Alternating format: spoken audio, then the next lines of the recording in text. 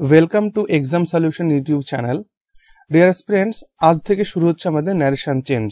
তো ইতিমধ্যে আমাদের এই চ্যানেলে ভয়েস চেঞ্জ কমপ্লিট করে ফেলেছি এবং ইংলিশের লেকচার সিরিজ একটা প্লেলিস্ট করে সুন্দর করে সাজিয়ে রেখেছি।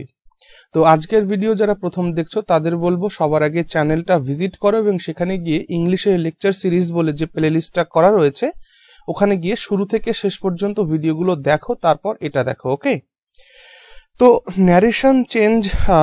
আচ্ছা, আরেকটা কথা বলে দিই, যারা জেনারেল স্টাডিজের জন্য পড়ছো, আমার দুটি চ্যানেল আছে, চ্যানেল দুটি অবশ্যই নতুন। এই চ্যানেলের মধ্য দিয়ে আমি তোমাদের পড়াবো ইংলিশ অ্যান্ড ম্যাথ। আর একটি চ্যানেল এই ভিডিও ডেসক্রিপশনে লিংক দেওয়া আছে, সেই চ্যানেলটা ভিজিট করবে, প্রয়োজন পড়লে সাবস্ক্রাইব করে রাখবে। ওখানে আমি WBCS রিলেটেড গাইডেন্স দেব এবং তার সাথে জেনারেল স্টাডিজ ওই চ্যানেলে পড়াবো। ওকে, তো দেখো আজকে আমরা শুরু করতে চলেছি ন্যারেশন চেঞ্জ। সবার আগে ন্যারেশন চেঞ্জ বুঝতে গেলে আগে বুঝতে হবে যে ন্যারেশন কথাটি আসলো কোথা থেকে।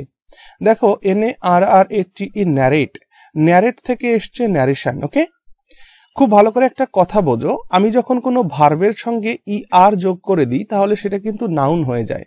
জেসে কি প্লে, প্লে হলো খেলা, প্লে মানে খেলা করা। ওকে, যখন এর সঙ্গে ER যোগ করে দিলাম এটা হয়ে গেল প্লেয়ার মানে নাউন। তো ঠিক তেমনি করেই ন্যারেট মানে কি, ন্যারেট মানে হচ্ছে বলা। ওকে, ন্যারেট মানে কি বলা বা কোনো কিছু বর্ণনা করা। তাহলে সেই যেটা ন্যারেট করা হয় সেটাই হলো ন্যারেশন। ওকে, তাহলে যেটাকে আমরা বলছি ন্যারেট করা, সেই ন্যারেট যা করছে, ন্যারেটর যা করে সেটাই হচ্ছে ন্যারেশন হয়। ওকে, তাহলে ন্যারেশন মানে কি, ন্যারেশন মানে হচ্ছে উক্তি, ন্যারেশন মানে উক্তি বা বিবৃতি, উক্তি বা বিবৃতি। ঠিক, উক্তি বা বিবৃতি, উক্তি বা বিবৃতি, ঠিক আছে। তো এখন ঘটনা হচ্ছে যে ন্যারেশন মানে কি জানো, ন্যারেশন মানে অ্যাকচুয়ালি রিপোর্টিং। ন্যারেশন মানেই হলো অ্যাকচুয়ালি কি রিপোর্টিং। আমরা যে সংবাদপত্রের কাগজে সংবাদ পড়ি, তো সেই ক্ষেত্রে খুব ভালো করে খেয়াল করবে আমার কথাটা, যে আমরা যে সংবাদগুলো পড়ছি সেই সংবাদগুলো কিন্তু সাংবাদিকেরা নিজের মন থেকে লিখছে না। কোন একজন সাংবাদিক কোন একটা ঘটনা কারো মুখ থেকে শুনেছেন এবং শুনে সেটা পাঠকদের উদ্দেশ্যে লিখছেন। অর্থাৎ ন্যারেশন চেঞ্জ মানেও কিন্তু তাই, অর্থাৎ বক্তার সরাসরি কথা শুনে আমি সেই কথাটা অন্যকে জানাচ্ছি, এটাকে বলে ন্যারেশন। তাহলে এখান থেকে একটা জিনিস ক্লিয়ার হলো যে ন্যারেশন হতে গেলে দুই ধরনের ন্যারেশন থাকবে। তাহলে ন্যারেশন মানে যেহেতু উক্তি বিবৃতি বললাম, তাই ন্যারেশনকে আমি কি বলতে পারি, স্পিচও তো বলতে পারি। স্পিচ মানে বক্তব্য। ঠিক, তাহলে ন্যারেশনের মধ্যেও দুই ধরনের স্পিচ রয়েছে। একটা রয়েছে ডিরেক্ট স্পিচ। ডিরেক্ট স্পিচ মানে কি, ডিরেক্ট স্পিচ মানে হচ্ছে সরাসরি বক্তব্য। এটা হলো বক্তার সরাসরি বক্তব্য, এটা হলো বক্তার সরাসরি বক্তব্য। ওকে, আর একটা রয়েছে ইনডিরেক্ট স্পিচ। ইনডিরেক্ট স্পিচটা কি হবে, তাহলে ইনডিরেক্ট স্পিচটা হলো যে শ্রোতা যে শুনছে, এই যে বক্তা যে স্পিচটা দিয়েছিল, যে শ্রোতা, সেই শ্রোতা শুনে বাদ বাকি আর সবাইকে জানাচ্ছে, সেটাকে বলবো আমরা ইনডিরেক্ট স্পিচ। বোঝা গেল? দেখো, আগে ন্যারেশনটাকে বোঝাই, তারপরে চেঞ্জ কি করে করতে হয় সেটা দেখছি। ঠিক আছে, দেখো, তো এখানে ঘটনা হচ্ছে যে স্পিচ বললাম দুটো, একটা হলো ডিরেক্ট স্পিচ। তাহলে ডিরেক্ট স্পিচ দেখতে কেমন হবে, ডিরেক্ট স্পিচ দেখতে এরকম হবে, মনে কর আমি একটা উদাহরণ দিচ্ছি, যে Ram said to me, comma, inverted comma, I was a good student. I was a good student. ঠিক, full stop, inverted comma, close. তো দেখো এইটা একটা ডিরেক্ট স্পিচ। কেন? এই ক্ষেত্রে দেখো রাম সরাসরি এই কথাটি বলছে, এটা হচ্ছে রামের সরাসরি বক্তব্য। বুঝতে পারছো? এটাকে যখন আমি চেঞ্জ করব, কিসে চেঞ্জ করব, এটাকে আমি ইনডিরেক্ট স্পিচে চেঞ্জ করব, এটাকে আমি ইনডিরেক্ট স্পিচে চেঞ্জ করব। ওকে, তো এইটাই হচ্ছে অ্যাকচুয়ালি ন্যারেশন। তাহলে ইনডিরেক্ট স্পিচে চেঞ্জ করলে কি হয়ে যাবে, এই যে দেখো লিসেনারকে, আমি, রাম কাকে বলেছিল এই কথাটা, আমাকে বলেছিল, আমাকে। এবার আমি এই কথাটা শুনে, রামের এই কথাটা শুনে যখন অন্যকে বলবো, পাঠকের উদ্দেশ্যে বলবো, তখন সেটা হয়ে যাবে ন্যারেশন চেঞ্জ। ক্লিয়ার হলো? এবার আমরা একটু বোঝার চেষ্টা করি যে আসলে ডিরেক্ট স্পিচের মধ্যে কি থাকে, ইনডিরেক্ট স্পিচের মধ্যে কি থাকে এবং কোথায় কোথায় চেঞ্জ করা যায়। ওকে, দেখো আমি বলছি এইটা আমার হলো ডিরেক্ট স্পিচ। তো ডিরেক্ট স্পিচের মধ্যে কি কি থাকে সেগুলো আগে দেখে নাও। প্রথমত স্পিকার থাকে, স্পিকার মানে কি, বক্তা। তার সঙ্গে কি থাকবে, রিপোর্টিং ভার্ব থাকবে, আর তার সাথে কি থাকবে, লিসেনার, লিসেনার। ওকে, তারপরে কি থাকবে, রিপোর্টেড স্পিচ, ঠিক, তারপর কি থাকবে, রিপোর্টেড স্পিচ থাকবে। হলো, এবার দেখো রিপোর্টেড স্পিচ এটা যেহেতু একটা বাক্য, একটা বক্তব্য, সেন্টেন্স, তাহলে রিপোর্টেড স্পিচটা যদি একটা সেন্টেন্স হয় তাহলে নিশ্চয়ই এই সেন্টেন্সের মধ্যে কি থাকবে, একটা সাবজেক্ট থাকবে, একটা ভার্ব থাকবে, আর একটা অবজেক্ট থাকতে পারে, ঠিক। তাহলে রিপোর্টেড স্পিচটি যদি একটি সেন্টেন্স হয় তাহলে রিপোর্টেড স্পিচের মধ্যে কি থাকবে, জেনারেল যেটা কমা ইনভার্টেড কমার মধ্যে থাকে, ঠিক আছে। এই যে এইটুকুনকে বলা হচ্ছে রিপোর্টেড স্পিচ। রিপোর্টেড কেন বলা হলো, কারণ এই কথাটা বলে আমার স্পিকার রিপোর্ট করেছে। ওকে, অর্থাৎ রিপোর্ট করা মানে কি, কোনো কিছু জানানো, ঠিক আছে। তো কোথায় কোথায় চেঞ্জ হতে পারে আগে আমি সেটা দেখি, যে ন্যারেশন চেঞ্জ করতে গেলে কোথায় কোথায় অ্যাকচুয়ালি চেঞ্জ হয়। তো দেখো ন্যারেশন চেঞ্জ করতে গেলে ফার্স্ট অফ অল রিপোর্টিং ভার্বটা চেঞ্জ হতে পারে। তো যেখানে যেখানে চেঞ্জ হবে সেখানে সেখানে আমি স্টার মার্ক দিচ্ছি। ওকে, আর কোথায় চেঞ্জ হতে পারে, এই যে কমা ইনভার্টেড কমা রয়েছে এইখানে একটা চেঞ্জ হতে পারে, ঠিক। রিপোর্টেড স্পিচের যে সাবজেক্ট এইখানে একটা চেঞ্জ হতে পারে। অ্যান্ড থার্ড পয়েন্ট হচ্ছে এই যে রিপোর্টেড ভার্ব, রিপোর্টেড স্পিচের যে ভার্ব, এই ভার্বের এখানে চেঞ্জ হতে পারে। বোঝা গেল? তাহলে তোমরা দেখছো যে ন্যারেশন চেঞ্জ করতে গেলে 4টি জায়গায় চেঞ্জ করার জায়গা রয়েছে, আর এই 4টি জায়গার চেঞ্জ কিন্তু মূলত খুবই ইম্পর্ট্যান্ট, ঠিক আছে। বোঝা গেল? তাহলে ন্যারেশন চেঞ্জ করতে গেলে জেনারেলি কোথায় কোথায় চেঞ্জ করতে হবে, নাম্বার 1 রিপোর্টিং ভার্বকে চেঞ্জ করতে হতে পারে, নাম্বার 2 কমা ইনভার্টেড কমা তুলতে হতে পারে, সেখানে কিছু চেঞ্জ করতে হতে পারে, রিপোর্টেড স্পিচের সাবজেক্টের চেঞ্জ হতে পারে এবং রিপোর্টেড স্পিচের ভার্বের চেঞ্জ হতে পারে। বোঝা গেল এটা? আচ্ছা, এই কথাটা যখন তোমরা বুঝেছো, তো এইবার আমি কিছু বেসিক রুল তোমাদের বলবো। ওকে, একদম বেসিক রুল। সেই বেসিক রুলগুলো কি একটু ভালো করে দেখে নাও। দেখো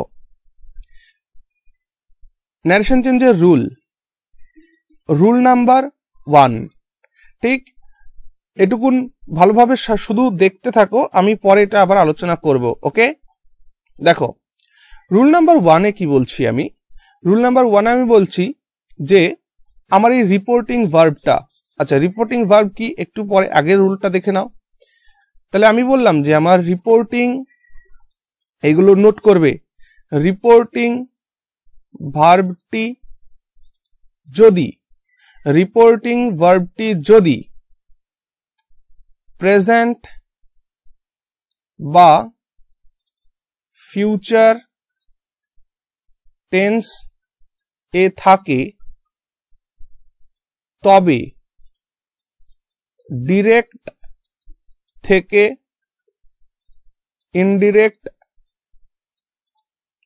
স্পিচ করার সময় রিপোর্টেড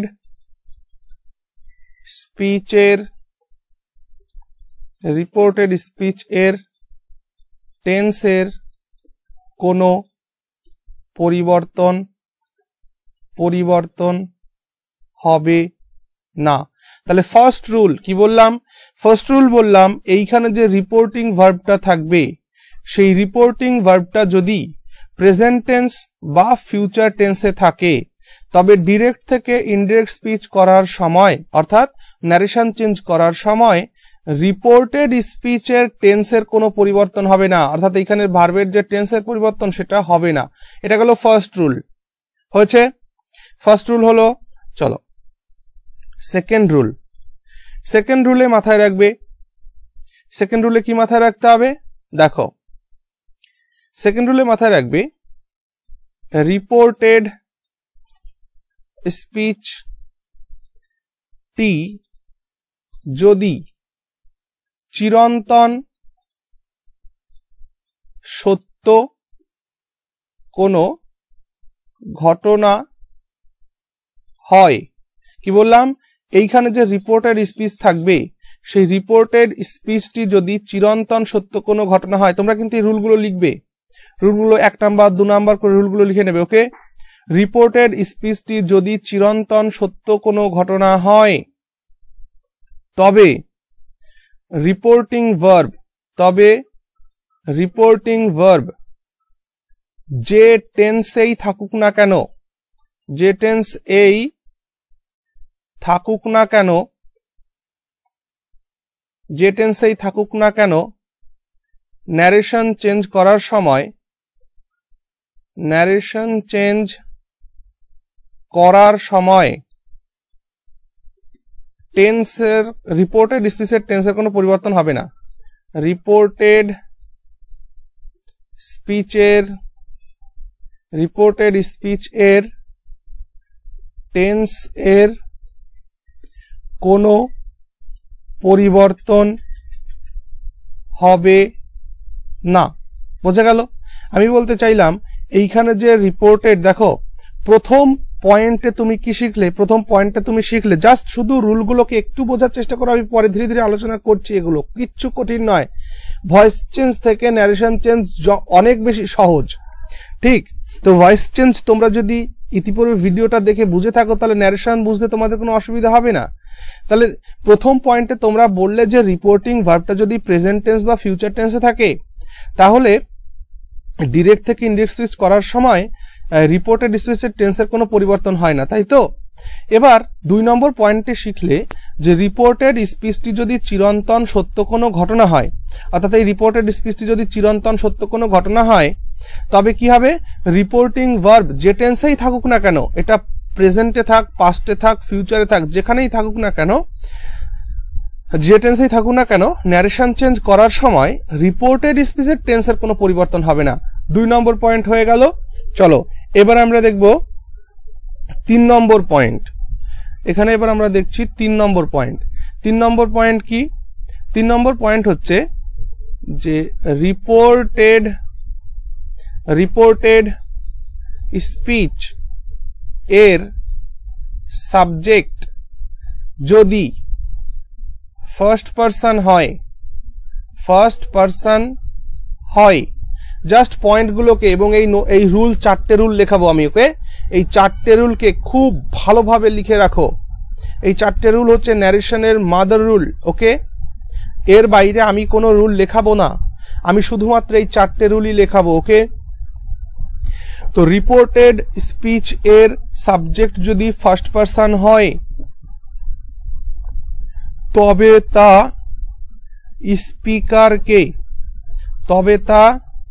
স্পিকারকে বোঝায় হলো।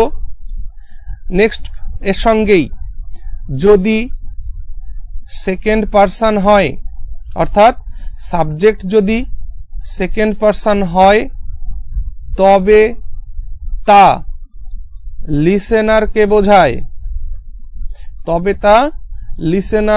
বোঝায়, লিসেনার মানে শ্রোতা, ওকে? লিসেনারকে বোঝায়, হচ্ছে।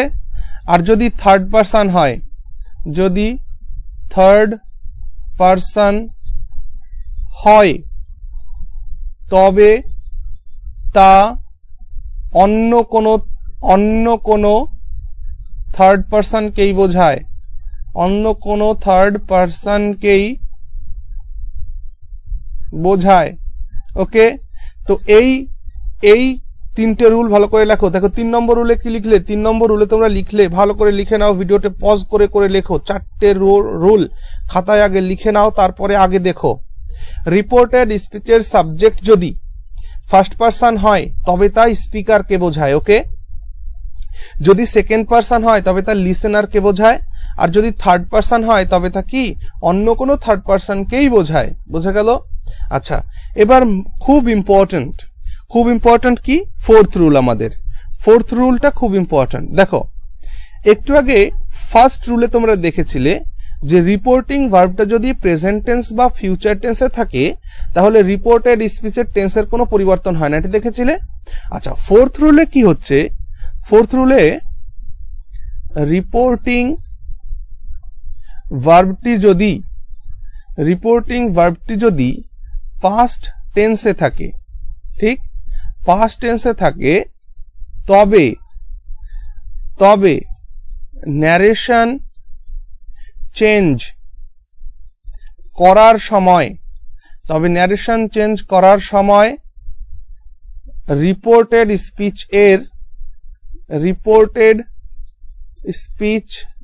এর টেন্স এর পরিবর্তন হবে নিম্নরূপ। ওকে, দেখো তোমরা হয়তো হ্যান্ডরাইটিংটা বুঝতে একটু অসুবিধা হচ্ছে, বাট আমার কথা শুনে শুনে তোমরা নোটগুলোকে লিখবে। 4 নম্বর পয়েন্টে আমি বললাম যে রিপোর্টিং ভার্বটি যদি পাস্ট টেন্স এ থাকে তবে ন্যারেশন চেঞ্জ করার সময় রিপোর্টেড স্পিচ এর টেন্সের কোনো পরিবর্তন রিপোর্টেড স্পিচের টেন্সের পরিবর্তন হবে নিম্নরূপ। ওকে, সেই নিম্নরূপটা কেমন হবে সেটা আমরা এখন দেখব। ওকে, দেখো তো এইখানে হচ্ছে আমার ডিরেক্ট স্পিচ,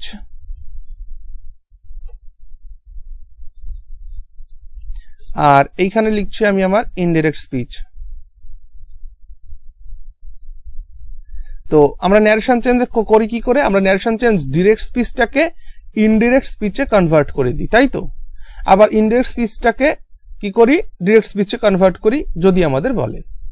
তো একটা কথা মাথায় রাখতে হবে যে যদি রিপোর্টিং ভার্বটা পাস্ট টেন্সে থাকে তাহলে ডিরেক্ট স্পিচের রিপোর্টেড স্পিচটার টেন্স যা থাকবে এটা এখানে কনভার্ট হবে। দেখো কেমন, মনে করো এখানে যদি থাকে প্রেজেন্ট ইনডেফিনিট, এখানে যদি প্রেজেন্ট ইনডেফিনিট থাকে এটা কিসে কনভার্ট হয়ে যাবে? পাস্ট ইনডেফিনিটে কনভার্ট হবে, ঠিক? এটা যদি প্রেজেন্ট কন্টিনিউয়াসে থাকে এটা কিসে কনভার্ট হয়ে যাবে? পাস্ট কন্টিনিউয়াসে কনভার্ট হয়ে যাবে। ওকে, এটা যদি থাকে প্রেজেন্ট পারফেক্ট টেন্সে এটা কিসে কনভার্ট হয়ে যাবে? পাস্ট পারফেক্ট টেন্সে কনভার্ট হয়ে যাবে। ওকে, এটা যদি থাকে প্রেজেন্ট পারফেক্ট কন্টিনিউয়াস টেন্স তাহলে এটা কিসে চেঞ্জ হয়ে যাবে? এটা হয়ে যাবে পাস্ট পারফেক্ট কন্টিনিউয়াস টেন্সে, পাস্ট পারফেক্ট কন্টিনিউয়াস টেন্সে। এমনটা কেন হলো জানো কি? দেখো তোমরা দেখছো যে ন্যারেশন চেঞ্জ করার সময় রিপোর্টিং ভার্বটা যদি পাস্ট টেন্সে থাকে তাহলে ডিরেক্ট স্পিচের রিপোর্টেড স্পিচ যদি প্রেজেন্ট ইনডেফিনিটে থাকে তো সেটা ইনডিরেক্ট স্পিচে গিয়ে পাস্ট ইনডেফিনিটে কনভার্ট হয়ে যাচ্ছে। প্রেজেন্ট কন্টিনিউয়াস থাকলে পাস্ট কন্টিনিউয়াস হচ্ছে, প্রেজেন্ট পারফেক্ট থাকলে পাস্ট পারফেক্ট হচ্ছে, প্রেজেন্ট পারফেক্ট কন্টিনিউয়াস থাকলে পাস্ট পারফেক্ট কন্টিনিউয়াস হচ্ছে। ওকে, এর মূল কারণ হলো, আমার একটা কথা বলো, ডিরেক্ট স্পিচ যতটা পুরনো হবে ইনডিরেক্ট স্পিচ তার থেকে বেশি পুরনো হবে। কথাটা কেমন হলো? দেখো আজকে যে ঘটনাগুলি ঘটছে সেগুলো কালকের খবরের কাগজে গিয়ে বেরোবে। বোঝা গেল কি বললাম? তাহলে কালকে যে খবরটা তুমি দেখবে সেটা কি কালকের দিনের ক্ষেত্রে সেটা অতীত হলো না? তাহলে আজকে যে ঘটনা ঘটছে সেই ঘটনাটা কালকে গিয়ে বলা মানে কি তুমি ডিরেক্ট স্পিচ যতটা পুরনো ইনডিরেক্ট স্পিচ ততটা তার থেকে বেশি পুরনো হলো। তাই ডিরেক্ট স্পিচ যদি প্রেজেন্ট টেন্সে থাকে তাহলে সেটা ইনডিরেক্ট স্পিচে গিয়ে কি হয়ে যাবে? পাস্ট ইনডেফিনিট হয়ে যাবে। বোঝা গেল? এই জন্য মনে রাখবে রিপোর্ট রাইটিং অলওয়েজ পাস্ট টেন্সেই হয়। বুঝা গেল? চলো এবার যদি এইখানে পাস্ট ইনডেফিনিটে থাকে তাহলে কি হবে? পাস্ট ইনডেফিনিট টেন্সে থাকলে কি হবে? পাস্ট ইনডেফিনিটে থাকলে ইনডিরেক্ট স্পিচে গিয়ে এটা কিসে কনভার্ট হয়ে যাবে? এটা হয়ে যাবে পাস্ট পারফেক্টে। ঠিক আছে, পাস্ট পারফেক্টে কনভার্ট হবে। এটা যদি পাস্ট কন্টিনিউয়াসে থাকে এটা কিসে হয়ে যাবে? এটা পাস্ট পারফেক্ট কন্টিনিউয়াসে পরিণত হয়ে যাবে, পাস্ট পারফেক্ট কন্টিনিউয়াসে পরিণত হয়ে যাবে। ওকে, এটা যদি পাস্ট পারফেক্ট থাকে তাহলে এটাও কিসে? এটাও কিন্তু পাস্ট পারফেক্টেই কনভার্ট হবে। কারণ দেখো পাস্ট পারফেক্টের থেকে আর অতীতে যাওয়ার কোনো উপায় নেই। পাস্ট পারফেক্ট থাকলে পাস্ট পারফেক্টই হবে। ওকে, তো এটা কিন্তু খুব ভালো করে মাথায় রাখবে। 8 নম্বর, এটা যদি পাস্ট পারফেক্ট কন্টিনিউয়াসে থাকে, এটাও কিসে কনভার্ট হয়ে যাবে? পাস্ট পারফেক্ট কন্টিনিউয়াসেই পরিণত হয়ে যাবে, কারণ এর থেকে আর অতীতে যাওয়ার কোনো উপায় নেই। ওকে, আচ্ছা, এবার প্রশ্ন আসতে পারে যদি ফিউচার থাকে তবে কি হবে? দেখো, যদি এইখানে 9 নম্বর, এইখানে যদি ফিউচার টেন্সে থাকে, তাহলে এটা এইখানে গিয়ে কি হয়ে যাবে? এটা হয়ে যাবে ফিউচার ইন দ্য পাস্ট হয়ে যাবে, ফিউচার ইন দ্য পাস্ট হয়ে যাবে। বোঝা গেল? তার মানে ফিউচার টেন্সে থাকা মানে কি? ফিউচার টেন্সে থাকা মানে শ্যাল থাকতে পারে, উইল থাকতে পারে, ক্যান থাকতে পারে, মে থাকতে পারে। এই সমস্ত জিনিসগুলো যখনই থাকবে তখন এটা এখানে সে শ্যালটা কিসে কনভার্ট হয়ে যাবে? শ্যালটা কনভার্ট হয়ে যাবে শুডে, উইলটা কনভার্ট হয়ে যাবে উডে। ওকে, তারপরে ক্যানটা কনভার্ট হয়ে যাবে কিসে? কুড এ, আর মেটা কিসে কনভার্ট হয়ে যাবে? মাইটে। বোঝা গেল? তো এই হচ্ছে চেঞ্জ হবে। ঠিক আছে, তো 4টে রুল, আমরা যে 4টে রুল লিখলাম, সেই 4টে রুল আশা করছি এই পর্যন্ত তোমাদের খাতায় নোট করা হয়েছে।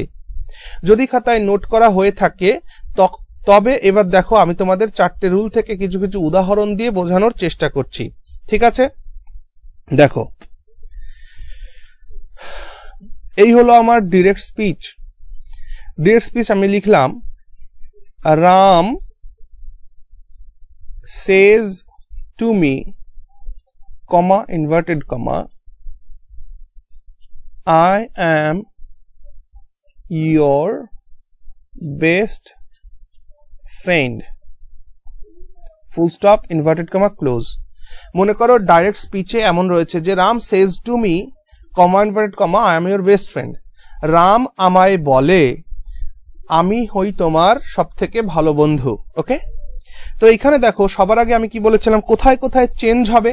তোমরা তোমাদের নিজেদের নোট খাতা বের করে দেখো তো কোথায় কোথায় চেঞ্জ হবে বলেছিলাম। ফার্স্ট অফ অল এইখানে বলেছিলাম এটা চেঞ্জ হবে। সেকেন্ড বলেছিলাম কমা ইনভার্টেড কমা তুলে এখানে চেঞ্জ হবে। তারপর বলেছিলাম রিপোর্টেড স্পিচের সাবজেক্টটা চেঞ্জ হতে পারে, অ্যান্ড রিপোর্টেড স্পিচের যে ভার্ব সেইখানে চেঞ্জ হতে পারে। ওকে, বোঝা গেল? আচ্ছা, তো এই যে চেঞ্জের জায়গাগুলো, এবার আমি এটাকে কিসে করছি? ইনডাইরেক্ট স্পিচে আমি এটাকে কনভার্ট করছি। দেখো, সবার আগে আমায় বলো, এইটা হলো আমার রিপোর্টিং ভার্ব। তাহলে রিপোর্টিং ভার্বটা কোন টেন্সে রয়েছে? প্রেজেন্ট টেন্সে রয়েছে, প্রেজেন্ট টেন্স। তো রাম সেজ লেখা রয়েছে এখানে। ওকে, তাহলে প্রেজেন্ট টেন্সে রয়েছে। তো প্রেজেন্ট টেন্সে থাকলে এটার টেন্সের কোনো পরিবর্তন হবে না, এটা আমরা শিখেছি ফার্স্ট রুলে। কি বলা আছে? রিপোর্টিং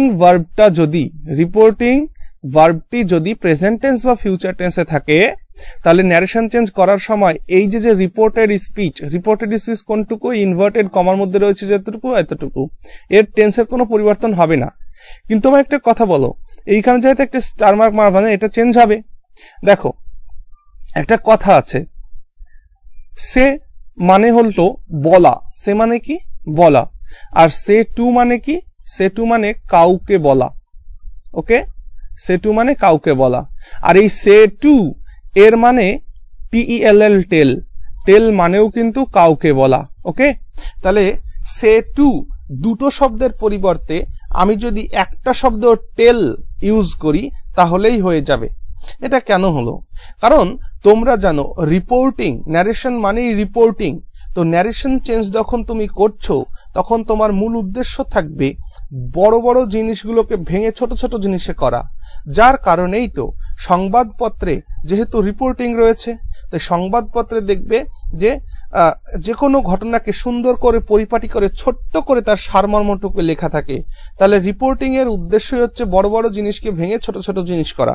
তাহলে এই যে সে টু মানে কাউকে বলা, আর একটা শব্দ টেল মানেই কাউকে বলা, তাহলে এই সে টু কে কনভার্ট করে আমি টেল লিখবো। তাহলে ন্যারেশন চেঞ্জ করছি, রাম TELLS টেলস, কারণ Ram third person singular number, তাই এস যোগ হলো, রাম টেলস মি হয়ে গেল।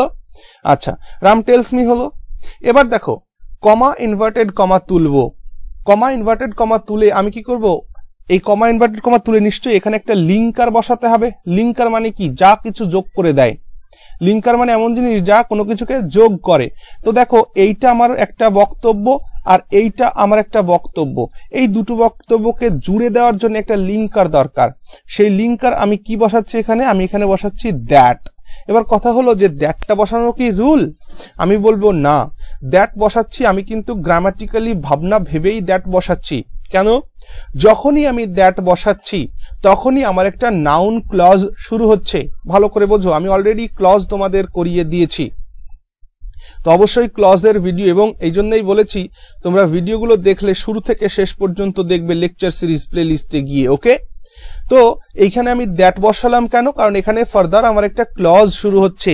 তাহলে দ্যাট যখনই বসিয়েছি তখনই আমাকে বলতে হবে যে এখানে সাবজেক্ট আছে কিনা, আই সাবজেক্ট ফার্দার রয়েছে। ওকে, এবার 2 নম্বর পয়েন্টের কথা মনে করো। 2 নম্বর পয়েন্টে আমি কি বলেছিলাম? 3 নম্বর পয়েন্ট, 3 নম্বর রুলে আমি কি বলেছিলাম? 3 নম্বর রুলে বলেছিলাম যে রিপোর্টেড স্পিচের মধ্যে যেটা first person, I first person না? আই ফার্স্ট পারসন কাকে রেফার করবে? সেটা স্পিকারকে রেফার করবে। স্পিকারকে রাম। তাহলে এই আইটা কিসে কনভার্ট হয়ে যাবে? হিতে কনভার্ট হয়ে যাবে। হি। কেন বলো তো? এই যে ইনডিরেক্ট স্পিচ, এই ইনডিরেক্ট স্পিচের কথাটা কে বলছে? মি। এই যে আমি বলছি এই কথাটা। এই প্রথম বাক্যটা রাম বলেছিল, কিন্তু এই বাক্যটাতে আমি বর্ণনা দিচ্ছি, তাই এইখানে আইটা হয়ে গেল হি, মানে এই রাম। বোঝা গেল? যেহেতু এটা প্রেজেন্ট টেন্সে ছিল তাই এই অ্যামটা অ্যামের মতোই হবে। আর হির পাশে তো অ্যাম বসবে না, ইজ বসবে। ওকে, তাহলে Ram tells me that he is. এই যে ইয়রটা কাকে বোঝায়? লিসেনারকে বোঝায়। ইয়রটা সেকেন্ড পারসন না? ইয়রটা সেকেন্ড পারসন, তাহলে সেকেন্ড পারসন লিসেনারকে বোঝায়। লিসেনার মানে কি? মি। তাহলে ইয়রের সেকেন্ড পারসন কি হয়ে যাবে? মাই। বুঝে গেল?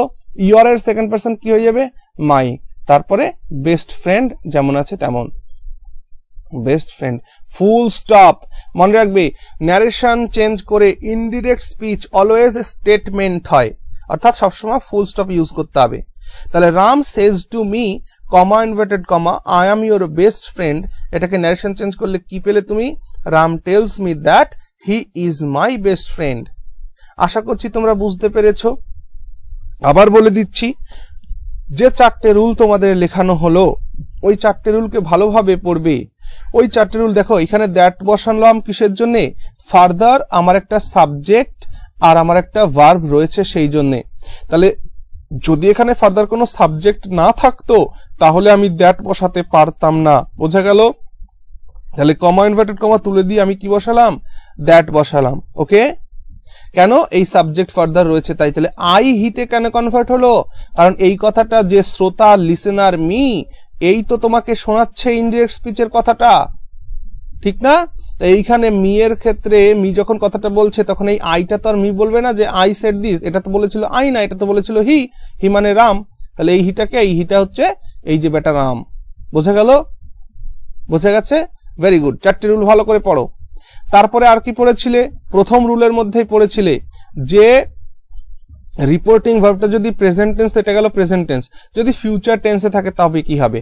মনে করে এমন রয়েছে যে Ram will say to me, comma inverted কমা,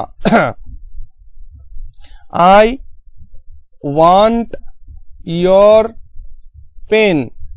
ওকে, রাম আমায় বলবে, Ram will say to me মানে কি? রাম আমায় বলবে আই ওয়ান্ট ইয়োর পেন, আমি তোমার কলমটি চাই। তা এটাকে যখন তুমি ন্যারেশন চেঞ্জ করবে অর্থাৎ ইনডিরেক্ট স্পিচে কনভার্ট করবে তখন এটা কি হয়ে যাবে? দেখো, রাম উইল টেল হয়ে যাবে। ওকে, তাহলে সে টু মানে কি? সে টু যেখানে থাকবে সে টু কিসে কনভার্ট হবে? টেলে কনভার্ট হয়ে যাবে। তাহলে Ram will tell me, Ram আমায় বলবে। কমা ইনভার্টেড কমা তুলে কি বসাবো? দ্যাট বসাবো। কেন? কারণ এখানে ফার্দার আমার একটা সাবজেক্ট, একটা ভার্ব রয়েছে, তাই বসিয়ে দিলাম দ্যাট। ওকে, দ্যাট কিন্তু অন্য কারণে বসাই না, যেহেতু একটা ফার্দার ক্লজ শুরু হচ্ছে তাই দ্যাট বসাই। ওকে, তাহলে Ram will tell me that, Ram will tell me that. এবার দেখো, আই এখানে বলেছিলাম রিপোর্টেড স্পিচের যদি ফার্স্ট পারসন থাকে তাহলে সেটা কাকে রেফার করে? স্পিকারকে রেফার করে, স্পিকার রামকে। তাহলে এই রামটা কি হয়ে যাবে? হি। ওকে, তাহলে এই আইটা হয়ে গেল হিতে কনভার্ট, আর হিটা হলো রাম। তাহলে Ram will tell me that he want, দেখো এইবার ভার্বের কোনো চেঞ্জ হলো না, দেখো টেন্সের কোনো চেঞ্জ হচ্ছে না, তাহলে এখানে আই এর পাশে তো ওয়ান্ট বসে, কিন্তু হি এর পাশে কি বসে, ওয়ান্টস বসে, একটা এস যোগ করে দাও। ইওর পেন, ইওরটা কার, ইওরটা সেকেন্ড পারসন কাকে রেফার করে, মি, লিসেনারকে রেফার করে, তাহলে ইওরটা হয়ে যাবে my and pen, full stop. Okay, তাহলে Ram will say to me, comma inverted comma, I want your pen, এটাকে ভয়েস ন্যারেশন চেঞ্জ করলে কি হয়ে গেল, Ram will tell me that he wants my pen. Clear হলো এই পর্যন্ত? ক্লিয়ার হলো? Very good. এবার চলো আমরা দেখে নিই 2 নম্বর পয়েন্টে আমরা যেটা দেখেছিলাম 2 নম্বর রুলের মধ্যে। 2 নম্বর রুলে কি দেখেছিলাম? 2 নম্বর রুলে দেখেছিলাম যে রিপোর্টেড স্পিচে যদি চিরন্তন সত্য হয়, দেখো এখানে একটা উদাহরণ নিচ্ছি, ডিরেক্ট স্পিচের উদাহরণ, যে Ram said to me, comma inverted কমা, এখানে একটা চিরন্তন লেখো, the sun gives us light, ওকে। তো এটাকে যখন ইনডিরেক্ট স্পিচে করবে, ন্যারেশন চেঞ্জ করবে, তখন কি হয়ে যাবে, রাম, দেখো said to এর পরিবর্তে কি লিখতে হবে, told। কেন?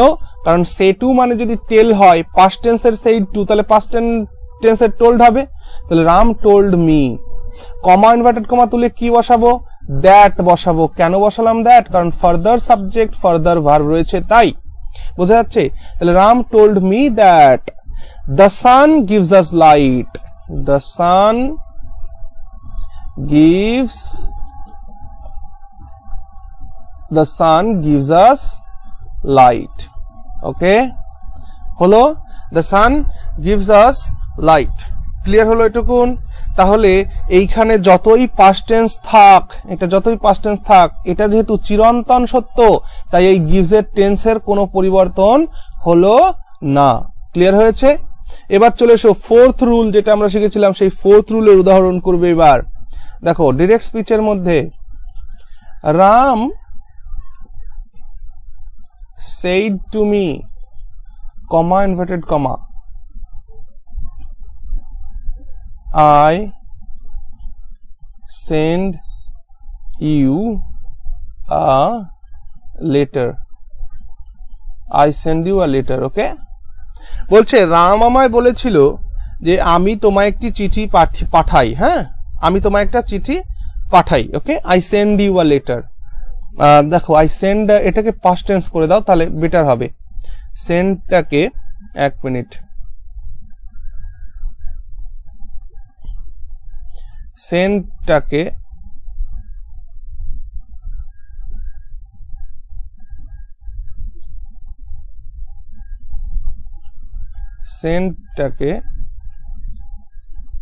এক্ষেত্রে আমি কিসে কনভার্ট করছি, সেন্ট করে দিচ্ছি, sent, okay. I sent you a letter, তো Ram said to me I sent you a letter, Ram আমায় বলেছিল যে আমি তোমাকে একটি চিঠি পাঠিয়েছি, ওকে। দেখো একে যখন আমি ইনডিরেক্ট স্পিচে কনভার্ট করব, তখন এটা কি হয়ে যাবে, দেখো Ram told me, said to কিসে কনভার্ট হয়ে গেল, told এ, ঠিক। কমা ইনভার্টেড কমা তুলে দ্যাট বসাবো, কেন? কারণ further subject and further verb রয়েছে, তাই, ঠিক। এবার আমি কি বলেছিলাম, যদি এটা পাস্ট টেন্সে থাকে, ফোর্থ রুল ভালো করে খেয়াল করবে, এটা যখন পাস্ট টেন্সে থাকে, তাহলে পাস্ট টেন্সে থাকলে কি রুল হবে, এই রিপোর্টেড স্পিচটি যে টেন্সে থাকবে ঠিক তার অপোজিট, মানে এটা যদি পাস্ট, দেখো এই যে সেন্ট মানে কি, এটা রয়েছে পাস্ট ইনডেফিনিট টেন্সে, কিসে রয়েছে এটা রয়েছে পাস্ট ইনডেফিনিট টেন্সে, তাহলে এই পাস্ট ইনডেফিনিট টেন্স কিসে কনভার্ট হয়ে যাবে, পাস্ট পারফেক্ট টেন্সে কনভার্ট হয়ে যাবে। তোমরা রুলটা দেখে নেবে কোথায় কোথায় কিসে কিসে চেঞ্জ হচ্ছে। এটা যখন পাস্ট ইনডেফিনিট টেন্সে রয়েছে, তাহলে সেটা কিসে চেঞ্জ হচ্ছে, পাস্ট পারফেক্টে চেঞ্জ হয়ে যাচ্ছে। তাহলে দ্যাট আইটা কাকে রেফার করবে, রামকে রেফার করবে, তাহলে এটা হি, তারপর এটাকে সেন্টটাকে পাস্ট, তো এটা কিসে কনভার্ট হয়ে যাবে, হ্যাড সেন্ট, এতে কনভার্ট হয়ে যাবে। সেন্টের পাস্ট ফর্ম কি হয়ে যাবে, had sent, past perfect form হয়ে যাবে হ্যাড সেন্ট, ওকে। তাহলে হি হ্যাড সেন্ট ইউ, দেখো ইউ কাকে রেফার করবে, বলেছিলাম সেকেন্ড পারসন যদি থাকে তাহলে সেকেন্ড পারসন কাকে রেফার করে, লিসেনারকে রেফার করে। এখানে লিসেনার প্লেসে কে রয়েছে, মি, তার মানে আমি, তাহলে ইউটা হয়ে যাবে me. Okay, a letter full stop.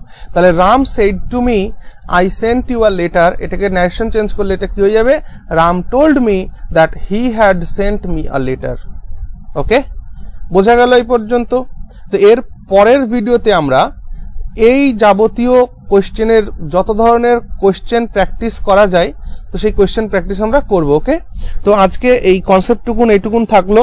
যদি কেউ না বুঝতে পারো অবশ্যই কমেন্টের মাধ্যমে বলবে যে তোমরা বোঝোনি, তাহলে আমি কি করব না আবারও এটাকে বোঝানোর চেষ্টা করব। ওকে, তো থ্যাংক ইউ।